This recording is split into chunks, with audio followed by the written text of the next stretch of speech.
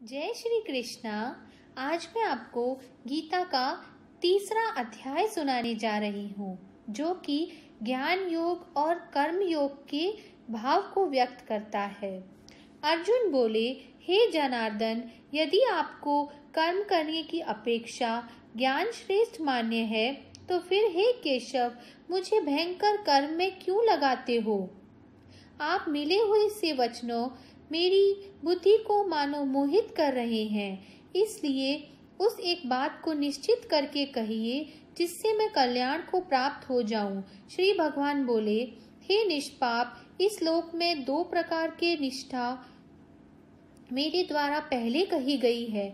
उनमें से सांख्य योगियों की निष्ठा तो ज्ञान योग से बरतते हैं ऐसे समझकर तथा मन, इंद्रियों और शरीर द्वारा होने वाली संपूर्ण क्रियाओं में कर्तापन के अभिमान से रहित होकर सर्वव्यापी सच्चिदानंद धनधन परमात्मा में एक ही भाव से स्थित रहने का नाम ज्ञान योग है। इसी को संन्यास, सांख्य योग आदि नामों से जाना गया है और योगियों की निष्ठा कर्म योग से फल और आसक्ति को त्याग कर भगवत गीता अनुसार केवल भगवत अर्थ को समझकर बुद्धि से कर्म करने का नाम निष्काम कर्म योग है। इसी को संवत योग, बुद्धि योग, कर्म योग, तदर्थ कर्म, मदर्थ कर्म, मत कर्म आदि नामों से कहा गया है। मनुष्य ना तो कर्मों का आरंभ किए हुए बिना निष्कर्मता जिस अवस्था को प्राप्त हुए पुरुष के कर्म अकर्म हो जाते हैं, अर्थात फल उत्पन्न नहीं कर सकते हैं, इस अवस्था का नाम निष्कर्मता है। इसको योगी यानी योग निष्ठा को प्राप्त होता है और ना कर्मों की केवल त्याग मात्र से सिद्धि यानी सांख्य निष्ठा को ही प्राप्त होता है। निसंदेह कोई भी मनुष्य किसी भी काल में क्षण मात्र भी बिना कर्म किए नहीं रहता, क्योंकि सारा मनुष्य समुदाय प्रकृति जनित गुणों द्वारा परवश हुआ कर्म करने के लिए बाध्य किया जाता है।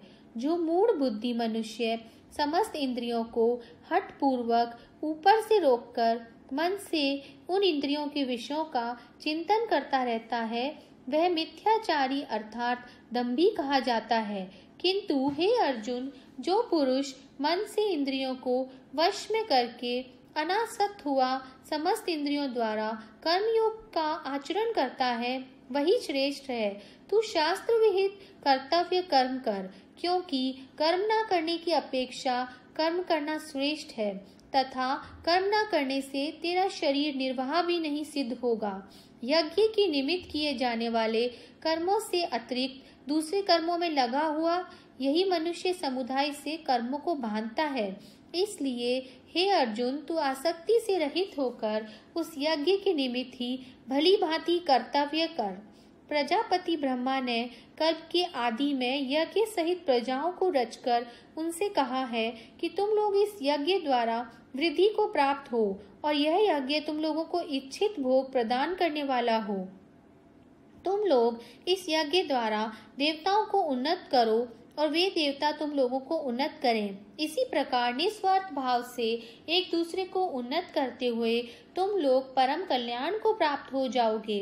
यज्ञ द्वारा बढ़ाए हुए देवता तुम लोगों को बिना मांगे ही इच्छित भोग निश्चय ही देते रहेंगे। इस प्रकार उन देवताओं द्वारा दिए हुए भोगों को जो पुरुष उनको बिना दिए स्वयं भोगता है, वह चोर ही है। यज्ञ से बचे हुए अन्न को खाने वाले और श्रेष्ठ पुरुष सब पापों से मुक्त हो जाते हैं, और जो पापी लोग अपना शरीर पोषण करने के लिए ही अन्न पकाते हैं, वे तो पाप को ही खाते हैं। संपूर्ण प्राणी अन्न से उत्पन्न होते हैं। अन्न की उत्पत्ति वृष्टि से होती है, वृष्टि यज्ञ से होती है और यज्ञ विहित कर्मों से उत्पन्न होने वाला है। कर्म समुदाय को तू वेद से उत्पन्न और वेद को अविनाशी परमात्मा से उत्पन्न हुआ जान। इससे सिद्ध होता है कि सर्वव्यापी परम अक्षर परमात्मा सदा ही यज्ञ में प्रतिष्ठित है। हे पार्थ, जो पुरुष इस लोक में इस प्रकार परंपरा से प्रचलित सृष्टि चक्र के अनुकूल नहीं बरतता, अर्थात अपने कर्तव्य का पालन नहीं करता, वह इंद्रियों द्वारा भोगों में रमण करने वाला पापायु पुरुष व्यर्थ ही जीता है। परंतु जो मनुष्य आत्मा में ही रमण करने वाला और आत्मा में ही तृप्त अथवा आत्मा में ही संतुष्ट हो, उसके लिए कोई कर्तव्य नहीं है। उस महापुरुष का इस विश्व में ना तो कर्म करने से कोई प्रयोजन रहता है और ना कर्मों के ना करने से ही कोई प्रयोजन रहता है, तथा संपूर्ण प्राणियों में भी इसका किंचन मात्र भी स्वार्थ का संबंध नहीं रहता है। इसलिए तू निरंतर आसक्ति से रहित होकर सदा कर्तव्य कर्म को भली भांति करता रहे, क्योंकि आसक्ति से रहित होकर कर्म करता हुआ मनुष्य परमात्मा को प्राप्त हो जाता है। जनक आदि ज्ञानी जन भी आसक्ति रहित कर्म द्वारा ही परम सिद्धि को प्राप्त हुए थे। इसलिए तथा लोक संग्रह को देखते हुए तू भी कर्म करने के योग्य है, अर्थात तुझे कर्म करना ही उचित है। श्रेष्ठ पुरुष जो जो आचरण करता है, अन्य पुरुष भी वैसा वैसा ही आचरण करते हैं। वह जो कुछ प्रमाण कर देता है, समस्त मनुष्य समुदाय उसी के अनुसार बरतने लग जाता है। यहाँ क्रिया में एक वचन है, परंतु लोक शब्द समुदाय वाचक होने से भाषा में बहुवचन की क्रिया लिखी गई है। हे अर्जुन, मुझे इन तीनों लोकों में ना तो कुछ कर्तव्य है और ना कोई भी प्राप्त करने योग्य वस्तु अप्राप्त है, तो भी मैं कर्म से ही बरतता हूँ। क्योंकि हे पार्थ, यदि कदाचित मैं सावधान होकर कर्मों में ना बरतूं तो बड़ी हानि हो जाए, क्योंकि मनुष्य सब प्रकार से मेरे ही मार्ग का अनुसरण करते हैं।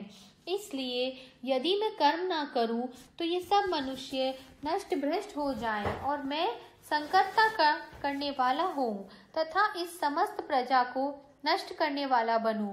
हे भारत, कर्म में आसक्त हुए अज्ञानी जन जिस प्रकार कर्म करते हैं, आसक्ति रहित विद्वान भी लोक संग्रह करना चाहता हुआ उसी प्रकार कर्म करें।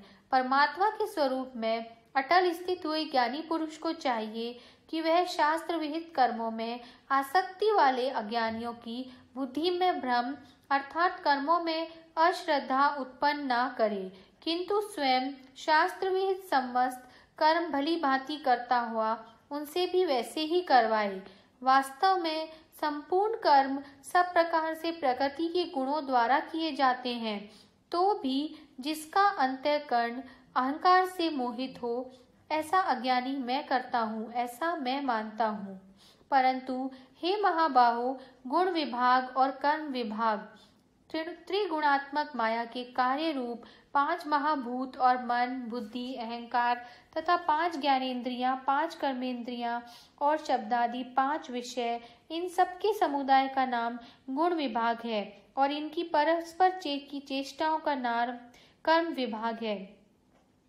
के तत्व गुण विभाग और कर्म विभाग के आत्मा को पृथक अर्थात निर्लेप जानना ही इनका तत्व जानना है। इसको हम जानते वाले ज्ञान योगी संपूर्ण गुणों में ही गुण बरतते हैं, ऐसा समझकर उनमें आसक्त नहीं होता।